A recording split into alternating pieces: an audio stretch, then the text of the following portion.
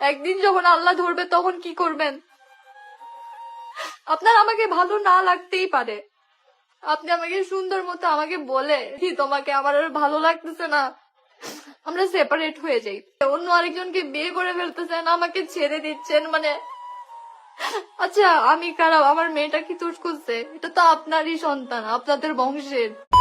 মানে প্রথম স্ত্রীর আর ভাল লাগে না দেখে দ্বিতীয় বিয়ে করে ফেলাইছে, আর এটা আবার প্রথম স্ত্রীর মোটেও পছন্দ হয় নাই, মানে সে আর সহ্য করতে না পেরে এই সমস্ত কাজ ঘটায় ফেলছে। সো হেই গাইস, আসসালামু আলাইকুম, ওয়েলকাম টু অ্যাডভান্স আর্মি। তো বলো কেমন আছো তোমরা? বরাবর মতো নতুন আরেকটি ভিডিওতে হাজির হয়ে গেলাম আমরা। হ্যাঁ, আজকের ভিডিওর টপিক কি নিয়ে হতে চলেছে সেটা তো অলরেডি বুঝেই গেছো, আর না বুঝে থাকলে অলরেডি বুঝতে চলেছো। তো আজকের ভিডিওতে আমরা কথা বলতে চলেছি বাংলাদেশের একজন শিশু বক্তাকে নিয়ে, যে কিনা বর্তমান সময়ে বাংলাদেশে প্রচুর পরিমাণে ফেমাস। কিন্তু মেন সমস্যাটা কি জানো? এই যে রফিকুল ইসলাম মাদানি যারা দেখতেছো স্ক্রিনে, এই লোকটা কি করছে জানো? এর যতই ছোট মনে হোক কিন্তু আসলে ছোট না, মানে তার শারীরিকভাবে দেখতে ছোট মনে হলেও সে কিন্তু আসলে মানে বয়সের দিক দিয়ে মোটেও ছোট না, আর অলরেডি প্রথম স্ত্রী আছে এবং তার সন্তানও আছে। তো মেন ঘটনাটা হয়েছে সেটা হচ্ছে যে এর প্রথম স্ত্রীর সাথে একটু ঝামেলা হয়। তো কি পার্সোনাল বিষয় যেহেতু সেটা নিয়ে আমি আর তোমাদের সাথে আলোচনা করতে চাচ্ছি না, সেটা বা পার্সোনাল বিষয় নিয়ে কারো কথা বলার রাইট কারো নাই, এই জন্য আমি বলতেছি না।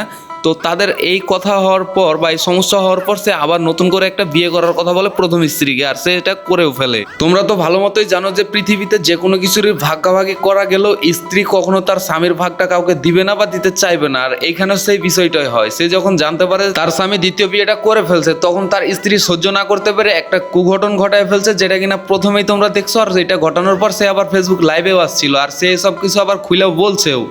একদিন যখন আল্লাহ ধরবে তখন কি করবেন? আপনার আমাকে ভালো না লাগতেই পারে, আপনি আমাকে সুন্দর মতো আমাকে বলে কি তোমাকে আমার আর ভালো লাগতেছে না, আমরা সেপারেট হয়ে যাই, অন্য আরেকজনকে বিয়ে করে ফেলতেছেন, আমাকে ছেড়ে দিচ্ছেন, মানে আচ্ছা আমি খারাপ, আমার মেয়েটা কি দোষ করছে? এটা তো আপনারই সন্তান, আপনাদের বংশের।